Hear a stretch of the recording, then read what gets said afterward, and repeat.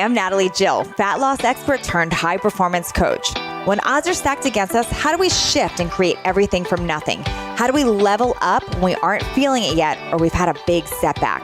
On this podcast, I'll be talking to some of the most inspiring and courageous men and women on this planet who at their worst learned how to achieve success greater than they ever dreamed possible, leveling up and creating everything from nothing. Growing up in a tiny town of Michigan, Lori Harder was an overweight kid in an overweight family. Bad genetics is what she believed she had. She was teased in elementary school about her weight and her religion, and that led her into anxiety and panic attacks. After picking up a fitness magazine one day, her whole world shifted. She wanted to be like those women. They looked strong, confident, and powerful. Lori recalls begging her mom to buy her more fitness magazines. As she devoured those, she shifted her focus to fitness. Not only did her body improve, but she started to feel strong and in control, and a new creative, confident Lori started to emerge. A fire was lit that got her thinking about new possibilities for her life. Now, as a successful author and entrepreneur running 2 7-figure businesses, Lori Harder truly knows how to create her own happy, and it is her mission to share this with others. On this episode, Lori shares how she uses visualization to create new realities no matter how grim a situation is. How she unapologetically goes about her goals and is able to manifest and create everything that she wants. How she uses the pain of her past as her current driver, the tricks she continues to use to overcome panic attacks, how she was turned down by 21 publishers before getting the deal that she visualized, why she now has a great relationship with failures, and the morning mantra that fuels her success. Listen in and learn how Lori levels up and creates everything from nothing. I'm so excited because I get a focused conversation with my friend and ultimate success, Lori Harder, who I'm so glad I got to meet you, Lori, before everyone wanted a piece of Lori. So thank you so much for being here. I'm so excited to interview you today. Natalie, I'm so excited to be here, and I'm so happy you're doing this because honestly, it's just to have a full hour conversation together and have it be content. How awesome is that? Yay, yay. So Lori, I know you as the fun, goofy Lori, in addition to this mega success that you've become, this best-selling author, just all these incredible things that you've done.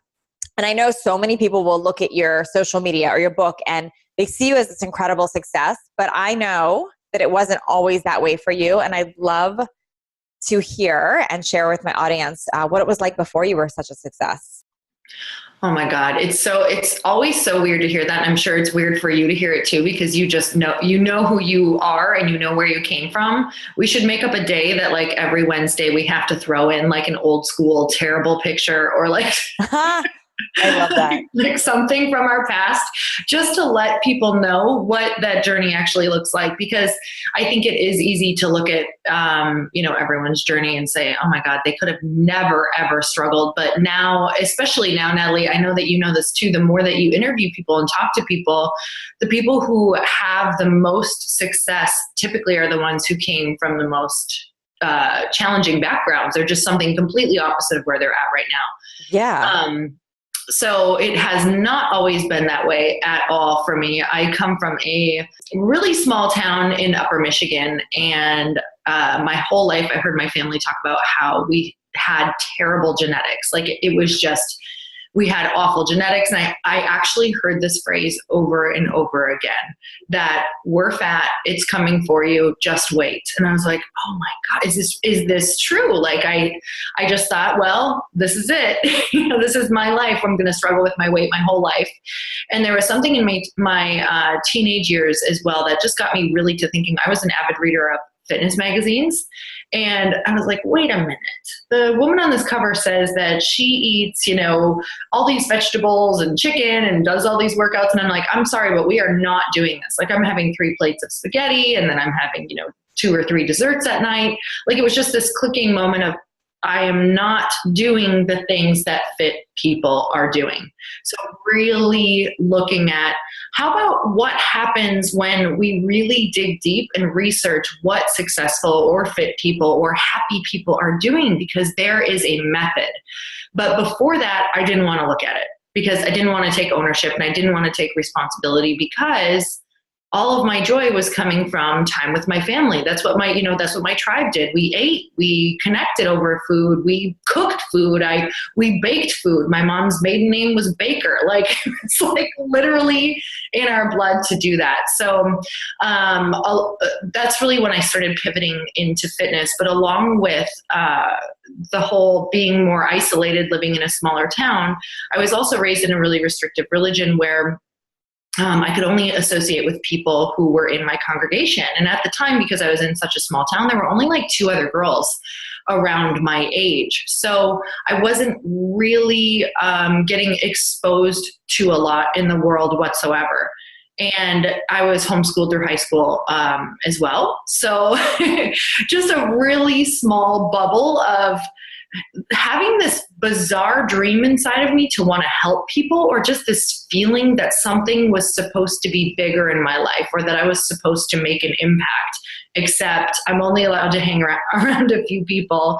I don't really know what's going on in the world. I have everything going against me as far as beliefs and what people think is possible. That was really where I started to disconnect a little bit. This is the tough part for people to hear. And this is actually still a tough thing for me to share, is that sometimes all times, when you are choosing to go against the grain, or choosing to step into the person that you know that you are, and your environment and the people that you hang around do not reflect that, you have to start choosing to look for people who are along the mindset of where you want to go. And you have to start removing yourself from the environment that is encouraging or reinforcing the current beliefs that you want to transcend. And yeah, for me, that's pretty powerful. And you're right. A lot of people don't bring that part up, but that is a theme. It's true. Mm-hmm. And oh my God. And I think I realized this in my teenage years. And unfortunately, this is the part of the story where not everyone loves it, is because I started to isolate myself a bit from my family. But because every time I would go, on Wednesday, Thursday, Friday, when I want to go eat, I want to keep eating healthy because I feel better. I can actually hear my soul. I don't feel depressed. The sugar's not overwhelming in my body. I don't want to take naps all day. I mean, this is how I felt as a teenager, is like depressed, lethargic, because I was eating with them. Because every night it was, let's watch TV, let's eat, let's sit down. And instead it was like, I want a salad. I want to just go be outside. I want to rollerblade. I want to walk. So I started doing so much alone because, like I said, I didn't have a lot of friends at the time. So I would go work out alone. I'd go listen to music alone. I'd go journal in the woods alone because I was up, we were way up north. And this is when I could start to hear really clearly what I was supposed to do, just like keep going.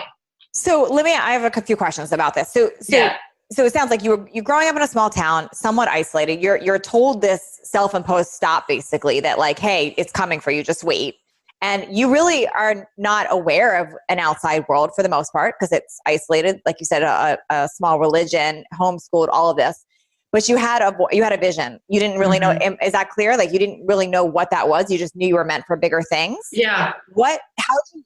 How did fitness even come into the realm? Like, where were you exposed to those magazines, or did you meet somebody, or what came about that even came into your world?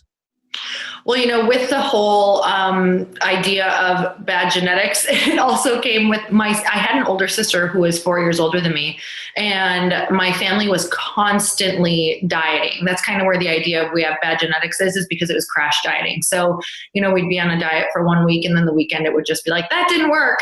And then we'd do it again, maybe 2 weeks later. And my sister had started exercising, and she had, so funny, I remember exactly what they were, like Cindy Crawford workout videos, and then like another Kelly Robbins or something step video. And I started doing these workout videos with her because she would get on these trends of doing them for like a month and then go totally off for a long time and then doing them for a month. And I started to be consistent with it. And it was when I was consistent is when I started to feel good. And I was like, wait a minute, I didn't even know I could feel good. And I would notice that even parts of my personality that I enjoyed being and living in would start to come out more. So it's like I was fun to be around. I had more energy. I had more enthusiasm. I wanted to create things. I wanted to help people. I wanted to do things. And I was like, wow, this is all coming from just on the days that I move my body. I noticed that I think better. I don't feel sad or depressed. So that was a huge light bulb moment for me of, okay, if you just put in the time moving your body every day, you're going to feel different. And that's really what I leaned on and what I started to prove to myself over and over. And I thought, if this is working for me, this will work for other people. And I remember trying to really get this point across to my family, but you can't help people who aren't ready to be helped, who don't want to do that yet, and who are so connected to their environment that they're not willing to start stepping out of it. So would you say your first vision was really to become healthier and start taking these steps towards empowerment? Was that like your initial vision into something else?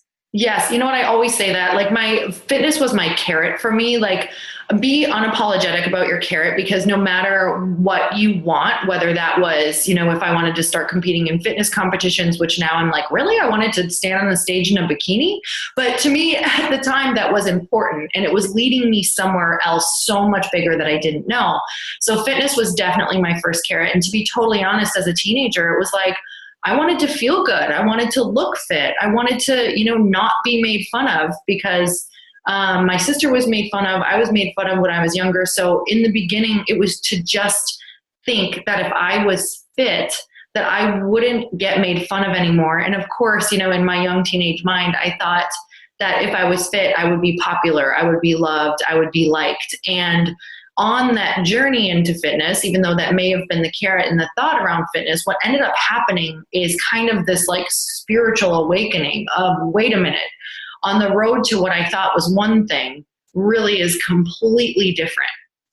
Okay. So I'm curious right now, because a lot of times being made fun of or being told what you're not paralyzes people, and they stop.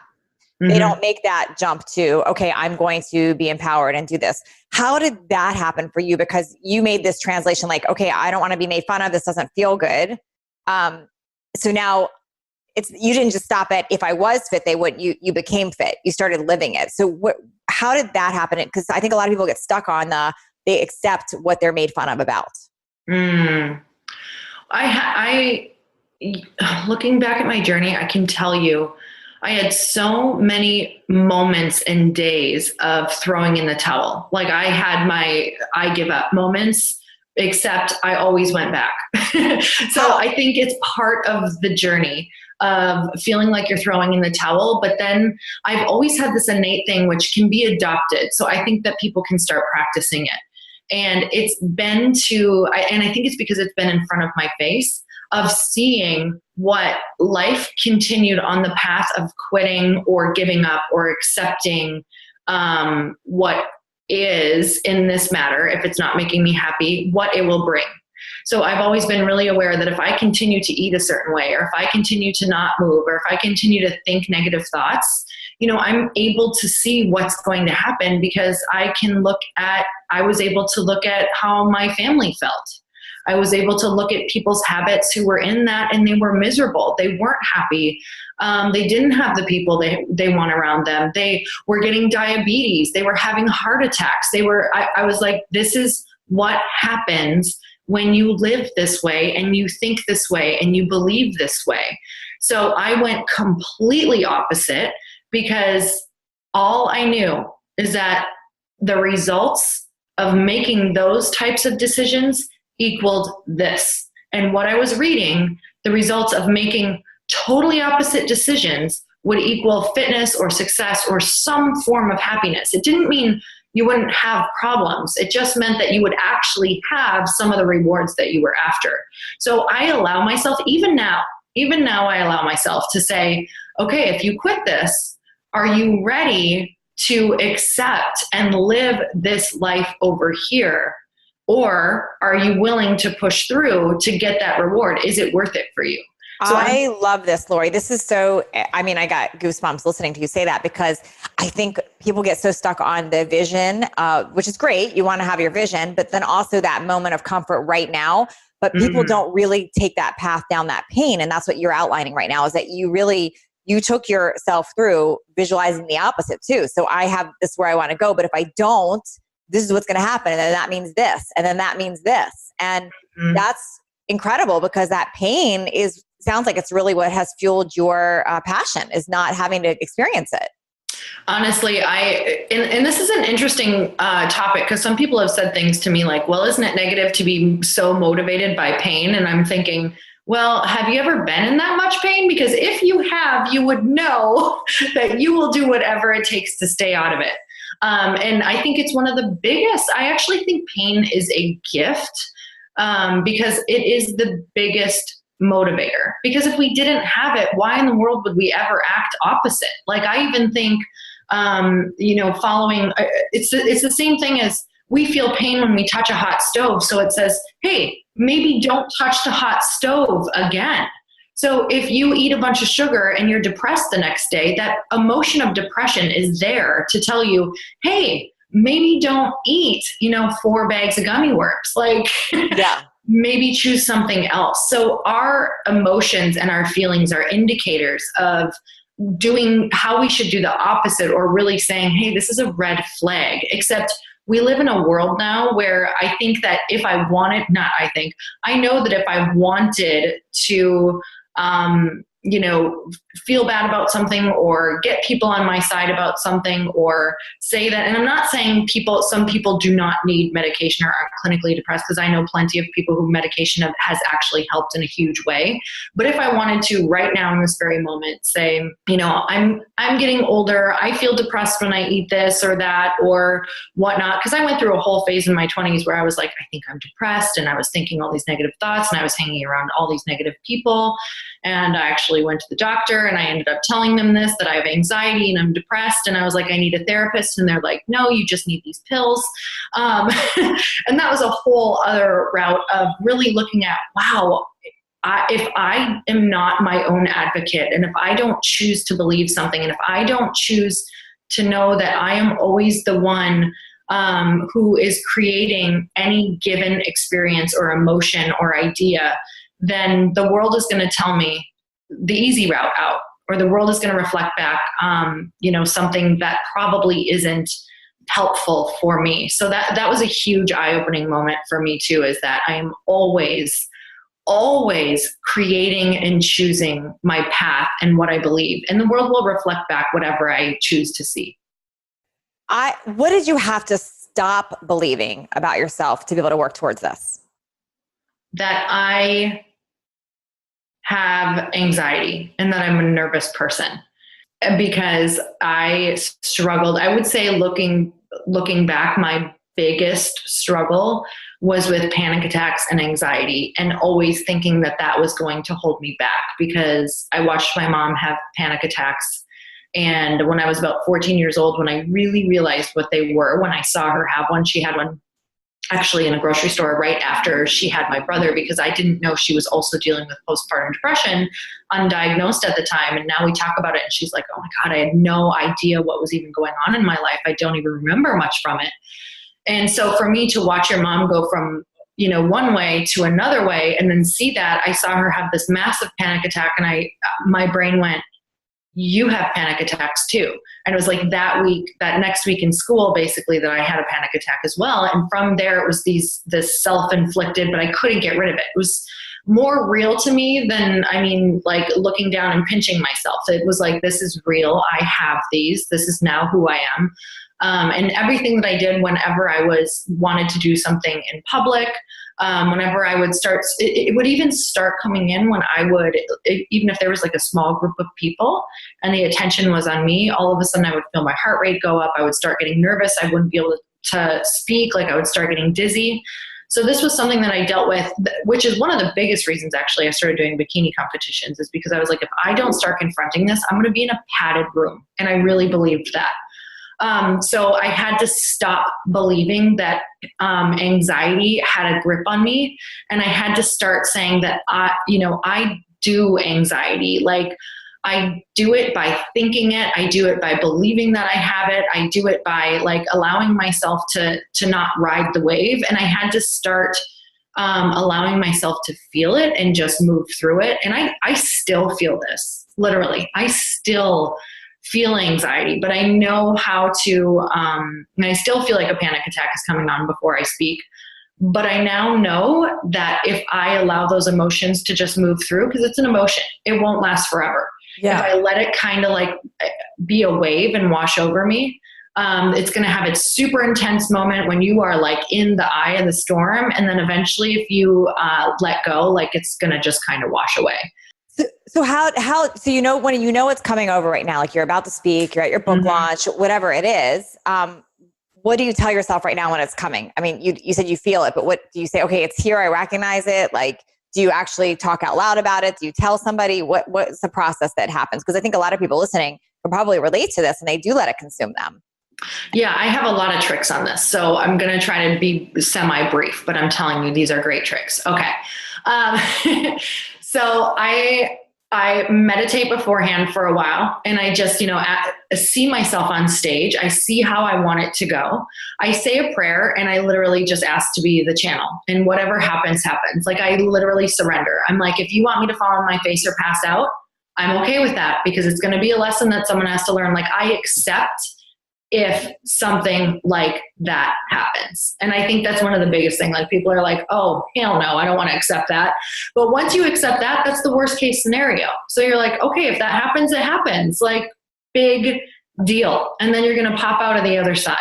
So I do the meditation. I say a prayer. I'm like, okay, I accept whatever comes, but I would like to be the vessel. I want to be the channel for this message. I know this is why I'm here, whatever. Just really picture knowing that you really are there to relay a message and just help people. Like take the pressure off of yourself. I think that's been really huge for me, is that this is not all about me. And I know so many people hear that and they're like, yeah, blah, blah, blah, but that doesn't really help me right now. But really, it's not all about you. You're going to get up there and the people aren't really looking at you. They're waiting for you to say something just that they resonate with. Yes. They're waiting to see you as a human. So to be honest, if you passed out or threw up, it might be the perfect thing for somebody out there. And yeah. You know what I'm saying? Like I've thought that before. I'm like, if I pass out or throw up, they'd be like, holy crap, she's human. That's amazing. I can do this, because I could throw up as well. But I think that's the most beautiful thing that we can do, is connect on that human level. So then another thing that I do is I have tricks when I'm on stage. Like I'm not just going to go out there and not have a plan. If I go out there and I know that the most intense time for me for anxiety is right in the beginning, like the first 2 to 5 minutes is when I feel that massive rush, when I'm like, oh my God, am I going to make it? Like where the breath I'm like, I don't know, I'm getting dizzy. So I have a few things that I do. I get really planted on there. I take a minute, I breathe when I'm on stage, when I first get up there. And then I always pass it off to the audience. So I start with enrolling questions, no matter what I'm doing. I try to connect with them immediately, so that right away I either put everything on them and I get a second to breathe and get grounded. Where they're either raising their hand, or I'll do a quick meditation, or I'll do something where they get really present in the room, like close your eyes. Let's just really drop in, see where we're at. That is always for me. Like as great as it is for you, that is like totally for me. So you have to learn things that will allow you to feel supported. So I will always support myself in the beginning. Even when I'm like, no, I'm good. I always have a backup plan of, well, okay, if you need more grounding, what will this look like? Yeah. So that's always what I do when I speak. I love that. And you just connected a dot for me. I think when I speak, I don't do that. I do almost, but it goes into my self-imposed stop about ego, or not wanting to appear better than I usually acknowledge the audience and tell them I feel that they're more qualified than me. And so I just connected that dot when you said that a lot of how we start our speaking is about setting us at ease. Oh my God. And I think I love that you just shared that, because I think that the best speakers have a trick like that for themselves. And it's always about, if you're worried about something, take away the worry. Like, if you're worried about something, take away the worry. So if you're worried about throwing up and you're kind of a beginning speaker, the funniest thing that you can say and do is to relate to them and say, okay, I'm so excited to share this message with you, but to be honest with you, right now, I kind of feel like I might barf. You're right. So let's take a second and let's gather our bearings together. And you know what I mean? And honestly, the second you say it, the weirdest thing happens. It's almost like it lifts and you're like, it's not a big deal. You just called it out. So now you no longer have to worry about that because you're like, you just made it funny and you made it okay.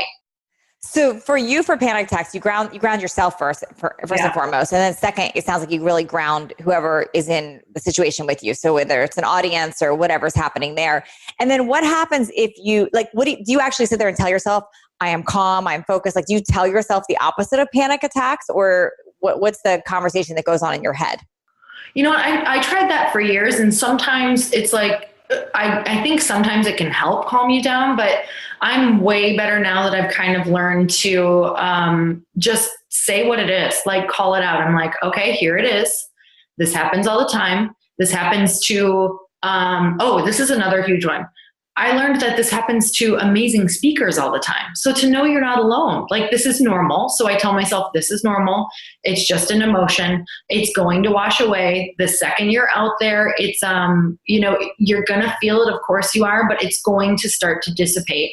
And one of my friends, Christine Hassler, actually, I did a session with her over this because last year when I was doing this really big talk for 10,000 people, I was like, I don't think I can do it. And she was like, okay, let's really look at what these nerves are. Like, what's an empowering thought? She's like, honestly, your nerves and anxiety are just basically all of the energy that you need for the talk coming in all at once. So it's like a shot, like immediately. And it's going to feel like this adrenaline shot that is overwhelming in the beginning, but it's going to kind of calm down and it's going to sustain you. And I thought, well, dang, I mean, like if it's an energy shot, I have so much energy then, and it's going to sustain me. And it's just overwhelming at first. And then it's going to carry me through the talk. Cause I'm telling you, you don't realize how much, I don't know if you've ever been tired before you've given a talk and you're like, I don't know how I'm going to do this. You almost pray for energy like that because you're like, it takes so much to get up there and be like 100%, 110% on your A game for that long. So now I'm almost looking at it like, ooh, okay, this is my shot to get through this in the most like connected, powerful, grounded way. It's just going to be really intense at first. It's like getting up on a surfboard. That's super powerful. Yeah. So that really shifted me, that perspective. Yeah. No, that's super helpful. And I'm sure a lot of people listening can really relate to that. I mean, that's really valuable. Thank you for sharing that. Mm-hmm. Okay. Another question I have for you is, can you remember a moment when you realize that how successful you are? I mean, literally, like you're so successful right now. Was there a moment where you're like, holy cow, how did this happen? Like, look where I'm at. Or when was that? No, it's a lot of moments. I try really hard now to recognize every moment that comes that I had once meditated on, prayed for, or imagined. And it like just brought tears to my eyes because I've had so many beautiful moments where, because in the last 2 years, I've tried to really, really get grateful for that. Maybe 3 years, actually. So I thought of one just now that was fairly recent where I really, for my book deal, like, book deals are not easy. And everyone in my life was telling me how hard it is to get a good book deal and if it's even worth it. And oh my God, like this is such a challenge. And who knows if you'll even get, accepted by anyone. And my book had been submitted to 22 publishers and I got turned down by 21 publishers. Wow, I did not know this.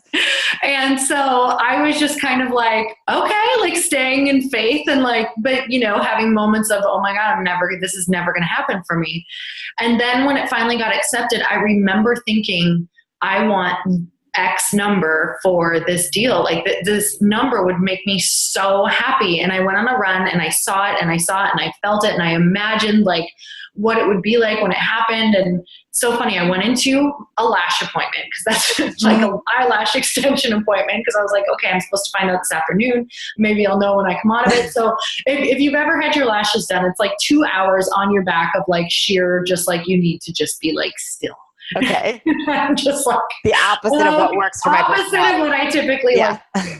So I'm like, just you're seeing it. This is happening. This is great. Well, there's that fear in the back of my mind of like, what if this doesn't happen? What if you don't get a good number? Are you going to take it? Is this even worth it? And then I was like, just release it, whatever. And so I went onto my car and I saw that I had this email and I knew what the email was. And I was like, I'm just going to wait to get in my car and read this. And I had no idea what the number would be. And the number was the exact number that I wanted. And I allowed myself to, I put my phone down and I just sobbed. And it wasn't about the number in that moment. I swear to God, it was about, this is real. This little girl from Upper Michigan can manifest and create and has gone through everything that she's gone through. Yes, I speak in the third person sometimes, and that actually really helps me. In order to get to this space of understanding how powerful she is. And when I say how powerful she is, you guys, we are all so powerful, and it's just the lack of realization of our power that is stopping us.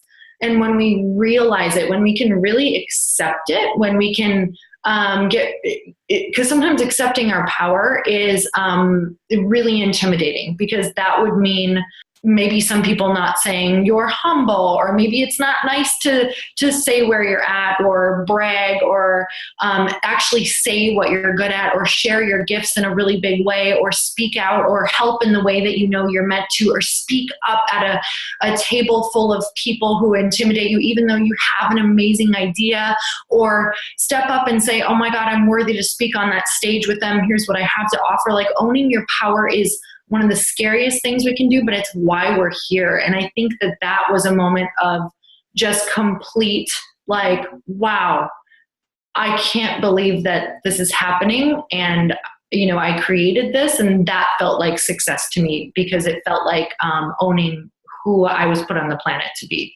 You know what's amazing, Lori, with everybody I've interviewed, the common theme of visualizing and manifesting and taking ownership to create. It's interesting because people that are not having success in their lives right now, there's a theme sometimes of the opposite, where there's this, they're stuck in that victim mode, where I hear this with every interview where someone's achieved success. They say that power of visualizing and manifesting and creating. So it's really, I'm seeing how powerful it is.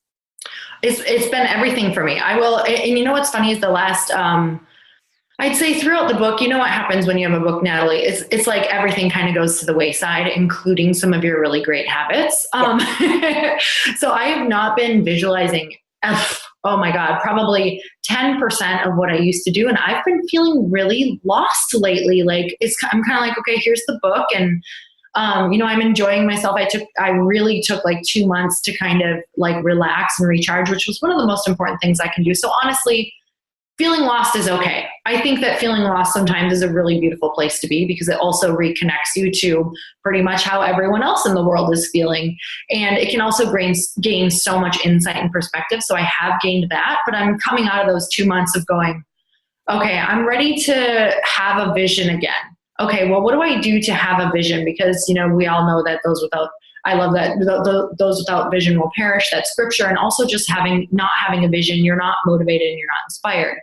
So I'm like, okay, I want to have a vision again. Okay, what does that mean to have a vision? That means to create it. So that means, how do I create it? I create it daily. I create it in a 10-minute space every morning, or a 5-minute space. So I don't know what my next vision is yet, but this morning I spent a little time on it. Yesterday I did. And I'm just starting with, what would a perfect week look like a daydream week? How am I working out? Who am I spending time with? What exactly does my work look like? What am I finding the most joy in? So I feel like I'm at square one again, painting my vision. So I'm just kind of letting myself have grace over not having some grand vision right now and not being super inspired. And that's okay too, because I know it will come. Yeah. Yeah. Lori, do you ever worry about what other people think? Not as much, but this is such a random answer. Not as much, but sometimes. It depends on what does that mean? Okay, what does that mean? Let me use an example here. I'm less worried about so I used to worry a lot when I would do public speaking. I don't worry as much anymore about putting programs out there or podcasts or anything like that, because to me, I feel like I'm speaking to my audience is consuming that. My audience, people who come from me, they know who I am because I'm pretty much out there now. Like, you pretty much know my message.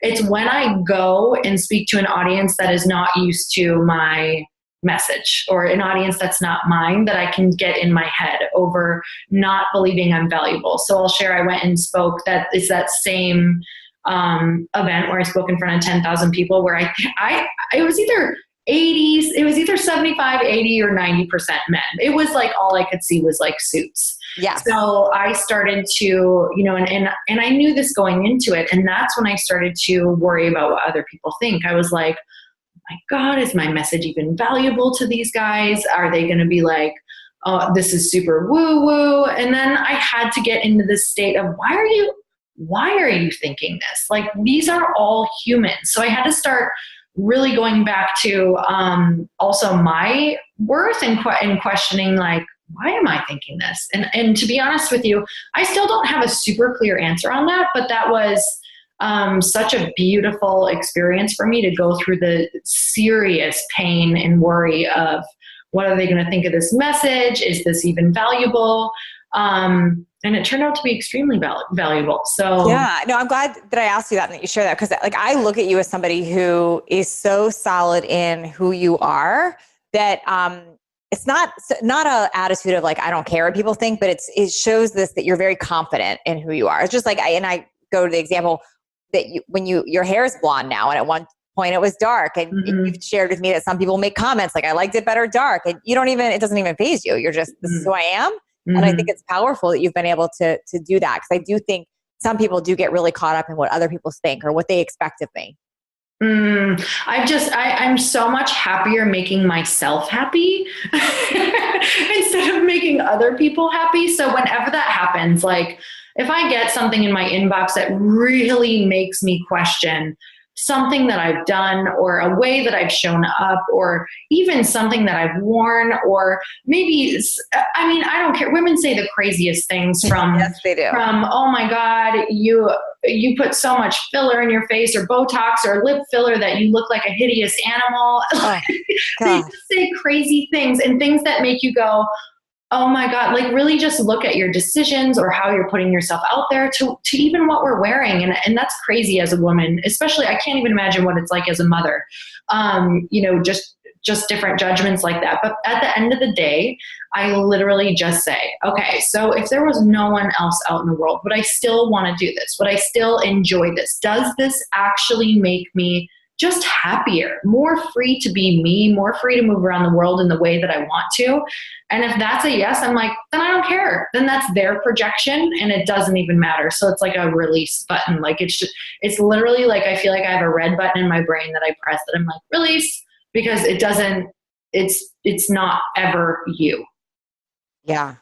Okay, Lori, I know you've had, at some point in your life, you had to have had a failure. So what tell me about failures, and if you could think of maybe the biggest one you've had. Okay. So I have a really great relationship with the word failure now, because I made myself have a great relationship with it, but I did not before. But now I literally am like, okay, well, I've never learned anything good from winning. Like, so like, I haven't ever gotten way better from winning. I've gotten better from the failures along the journey to winning.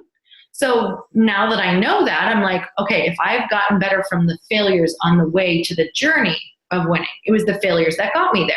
So now I'm like, okay, so failures, as much as they suck and they hurt, man, I get the juiciest content from failure. So let me think about some major failures, because I honestly usually think of them as wins. Oh, see what I mean? I'm like actually having trouble thinking about failures. I mean, I've put programs out where I'm like, are you kidding me? All of these different words were spelled wrong. Or we just put a video out for Chris and I had launched a new program, and one of our editors did not catch like this huge part in there where we stop and we're like, that sucked. Oh my God. Like this huge like edit in this massive program that people paid a lot of money for. There's like this 2-minute edit of him and I saying how much we like sucked, and that this was a screw up, and like take it again. I love that. It makes you real. Oh my gosh. You just reminded me of one of my DVDs.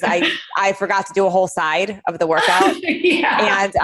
And well, we caught it in post editing and we couldn't reshoot the whole thing with a set. So we went through can we mirror flip it? Can we do that? And we ended up just putting a big blooper sign on the actual DVD that says, don't skip the other side like I did. So I had to laugh at those. Honestly, I think that I haven't looked at them. So many are coming out now. Like I've had podcasts like that too. I'm like, oh, don't worry. We'll just edit it out. No one will care, whatever. And then we go on and talk for a while and that's left in the podcast as well. Like so many times like that. And I don't know. There's been moments I've said stuff on stage that I'm like, did I really just say that? So these are little slip ups, but I want to know, has there been like a big failure? Like where you lost a lot of money or business didn't work? Yes. Tell me that. I want that juice. Oh yeah. Okay. Those are little slip ups. Those are just, they make you human. Oh, big failures. Okay. Yeah. So let's talk about, when Chris and I had basically overspent all of our money when we were in our 20s because he worked in a finance company where he was really flying up the ranks really quickly, which also meant every time he would go up the ranks, he would get a raise. And so then as we were moving as well, because with his different job shifts and getting promotions, we would also move. So we'd buy this bigger and bigger and bigger house. And here we are at I'm like 26, 27 years old. He's in his early 30s. And we're in these massive 5-bedroom homes, like massive, and spending so much money. And all of a sudden the recession hits. And we were living literally like paycheck to paycheck. So it's like way beyond our means.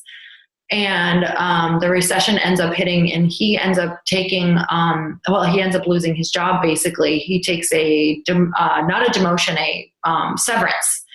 And we have to get rid of our home. We move into a tiny 1-bedroom condo. We have to get rid of our house. We sell all of our stuff. And we had to start over. And that was a huge moment of, I'm making it sound like, oh yeah, we moved into this other thing, but it was life-changing and identity shifting. I had to watch my husband go from the person that I thought he was to really thinking that he completely lost himself. Like he lost his identity for a while. Yeah. How do you create from that space? My gosh, because that is truly like when you guys did create everything from nothing in that point. How do you do that? Like, how do you bounce back and keep your heads up and be encouraged and create when you don't have anything? What do you do? You go through a phase of mourning, and it was humbling. It was embarrassing. We both cried a lot. We were angry. You want to blame. And then all of a sudden the things that had shifted us before, we rooted into. And when I say shifted, I mean the things that gave us a solid foundation before, we rooted so deeply back into. So him and I, no matter what was happening, we knew that when we exercise and go on walks, especially together, that we get a lot of clarity. And when we listen to books together, or when we really start surrounding ourselves with people with bigger ideas, better ideas, and really root into self-development, things like that, that we feel better. So let me tell you, when everything is stripped away, it gets really clear on the things that are important and that, had either worked before or hadn't worked before. So him and I walked every day. Sometimes we'd walk like 4 hours until we got some clarity or felt better. And I remember him and I had gone around, we had lived out in this place called Blaine, but it had all of these lakes. And we would just walk and walk and walk around all of these different small lakes until we got some clarity. And I remember us getting ideas and getting shifts and deciding, like, no matter what, like, we're going to be okay. We're going to get bigger than the problem. And that's really when that phrase came into our life, was from those walks of saying, no matter what happens, we don't back down. We get bigger than the problem. So when you shift, when you have a shift like that in your consciousness of, I'm not backing down, I'm no longer blaming, I'm not going to stop, you shift everything in your life to, then how do I get bigger than the problems? Because you start asking better questions. So you can't ask, why did this happen? What now? That's not a good question. You're going to get a really crappy answer. You have to say something like, how do I get bigger than the problem? What is something I could do right now to start bringing in income? You have to ask better questions. And that's what we did every single day on our walks. It was like, okay, we're going straight for the bigger questions. That is so good. That was everything, Lori. Oh my gosh, that's such a key, because you're right. People think they're asking questions, but if they're stuck on why did this happen, then we're still in victim mode. Yes, totally. I love that. Completely let that go. That is your quote, bigger than the problem. I love it. It makes so much sense. Oh my gosh. Okay. So now I've got questions about some of your habits, because I know that's a big part of your life and your day too. Like, I want to know how you start your day, like, and how the big thing is, how do you start your day and how do you end it? I'm curious about that routine. So we have, it's a big thing for me because I'm not a person who wakes up happy every day. I'm just not. You're not? No. Oh my you have God. to earn your happy, I guess. Oh my God. Right? That is what the name of that podcast is. That is why. That's why I said that. That's it. So every morning, like, Chris usually wakes up before me and he's like, I'm happier, healthier, wealthier, and more fit than I was yesterday. Like, that's been our mantra for, I don't know how many years now, maybe 4, 5, 6, who knows? It's like every single morning. And I'm like, I don't say it yet. And he's like, you got to say it. And I'm like, he's like, say it. So I end up having to say it, and I have to say it really obnoxious and happy. So I normally do it sarcastic. But even that makes me like kind of shift into like being snarky, which is a better emotion than being depressed. So, so I say that, and then I say it a few times. Actually, I get out of bed, I kind of drag myself downstairs and to the coffee pot, and then I go over and I kind of just sit quiet for 5 minutes and get present and try to say a prayer or just gratitude. And when I say a prayer, it's literally just like, thank you for today. Thank you for, a healthy body. Thank you for what I get to do. And sometimes I'm not even mentally connected to it yet. Do you know what I mean? Like, you're just kind of going through the motions. But then I try to connect mentally a little bit. Like, okay, so let's drop in, and what would it feel like to be grateful right now? Like, what would it feel like to be happy about the things that you get to do? And then I typically read for about 5-10 minutes. So whatever book I have by me, sometimes I'll do the same book. Sometimes I'll get a book. I really like books in the morning where you can just read a page. Do you know what I mean? Like where it's just a lesson on a page or a short chapter. Those are my favorite kind of morning books that just kind of get you shifted out of the thoughts that you wake up with into inspired thoughts. So I find that when I listen to something or read something that was written by someone who is inspired, you're going to get that too. So that's typically my morning. Then sometimes I will, right away we try to work out in the morning after that. But I do try to meditate and do a visualization in the morning, which I'm getting to. Couple questions about this, because morning routines are so important. But I also know that I first to raise my hand here, I'm guilty of this. I love having a morning routine. And I also wake up sometimes very anxious with like a million things that I have to react to, right? Yeah. Does that happen to you? And then you kind of like force yourself into the morning routine, or have you trained yourself not even to have those thoughts, or what happens there? Oh, that used to be huge for me. And then Chris taught me a lot about you teach people how to treat you. So how this is going, this connects because I used to think I had to get in my inbox right away. I used to think I had to get into my emails, and I used to think I had to answer all the texts that were on my phone. And now that is so my time in the morning. If you don't protect some of your time, you'll never have any time.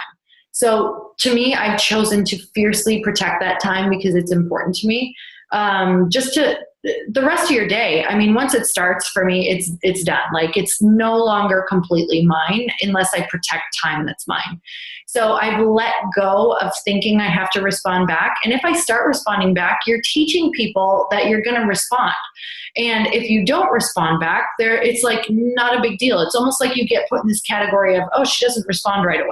then that's okay. That is very true. And for as many years as I've known you, I don't think I've ever gotten an instant response, and I've never cared. That's just you. I know I text you, it might be 2 days later. I always get a response, but it's on Lori's time, and that's great. And it's fine. You're right.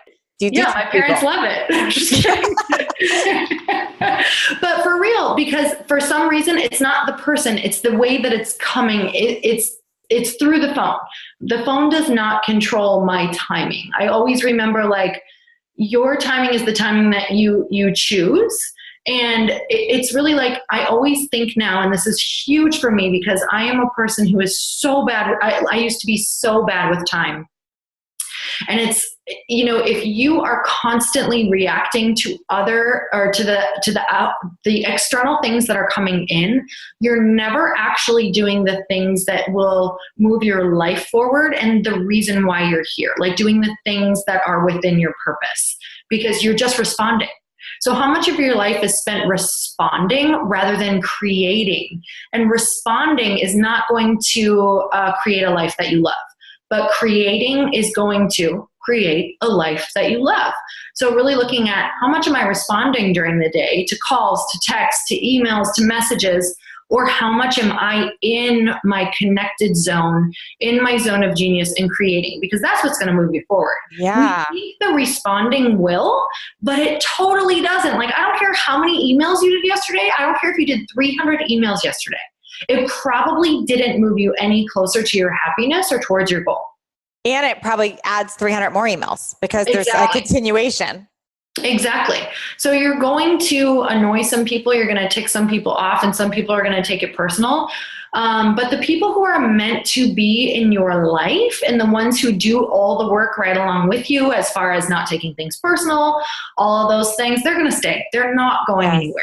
Because when it matters, you will be there for them and they will be there for you. Oh my gosh. Okay. I have so many more questions, but I'm going to pick the most important ones because we're almost out of time. I got to know, like, who's in your circle and what type of people do you surround yourself with now?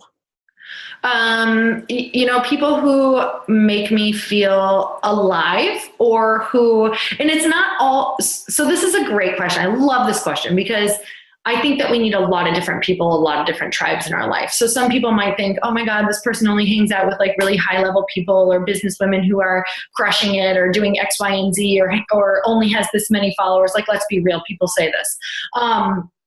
But to me, I have a lot of different facets that I know need to be fulfilled.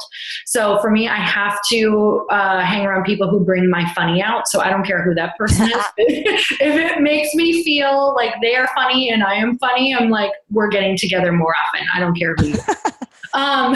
Because I need that part of my life to come out. Clearly, I understand why you like my husband now. Yes.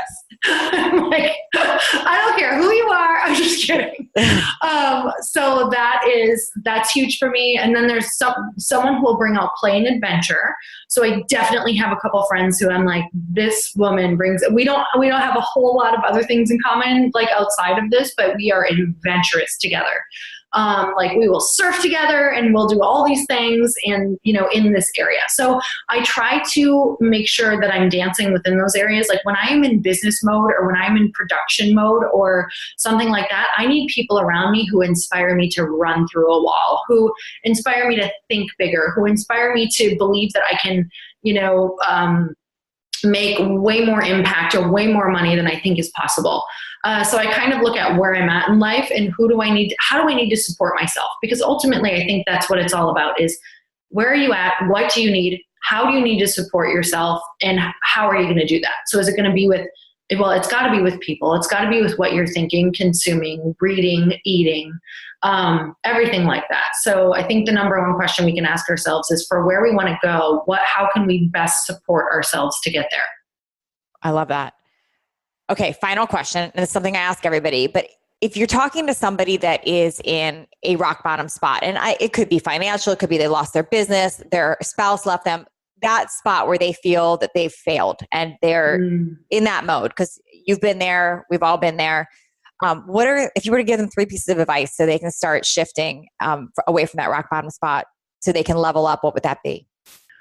The first thing I would say is that rock bottom is vital and important. And I think that it shows it's actually bringing out your strength. And I always think of it in seasons. Like we cannot always be harvesting.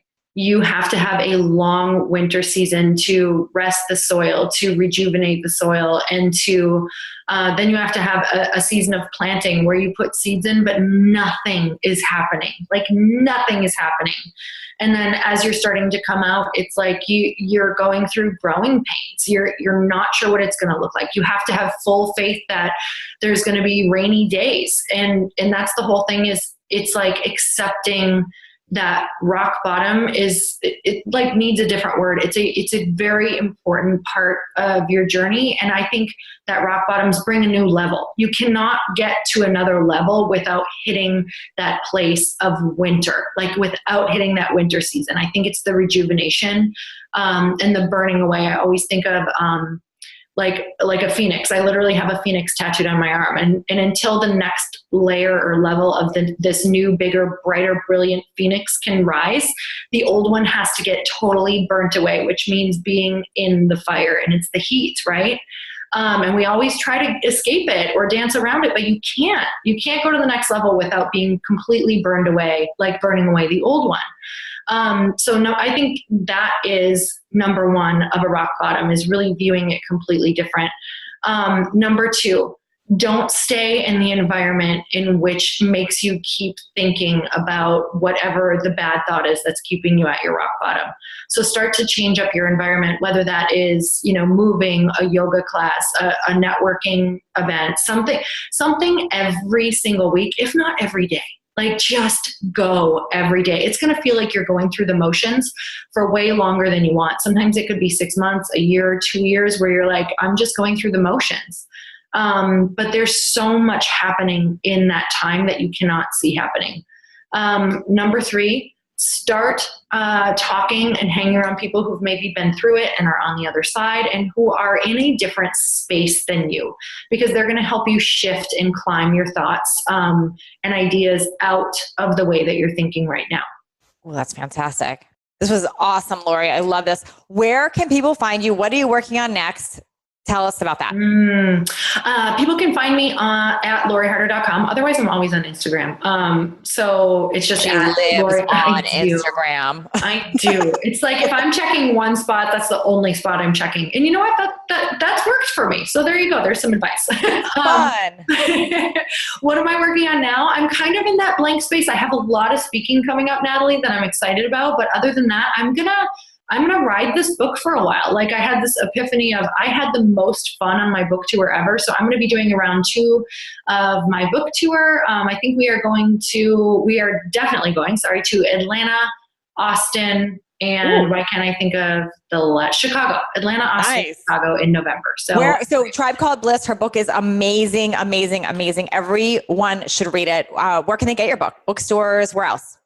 Yep, you can go to Amazon or you can go to atribecalledbliss.com and you can get it there. Fantastic. Thank you, Lori. You're so amazing. You have been such an inspiration for me, and also just one of the most giving, gracious friends who is you would bend over backwards for your friends, and you do. So I'm so grateful for you, and I can't wait for this.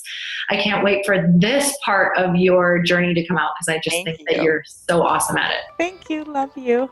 Thanks for leveling up with us today. Please share this episode if you found it helpful so others can join in. And don't forget to hit that subscribe so you don't miss out on future shows. And if you would leave me a 5-star review, I appreciate those so much. I read all of them, and it's how I know that I'm giving you information that you find valuable. And come interact with me over on Instagram at Natalie Jill Fit. I read all the direct messages and comments over there. Make it a great day, creating everything from nothing.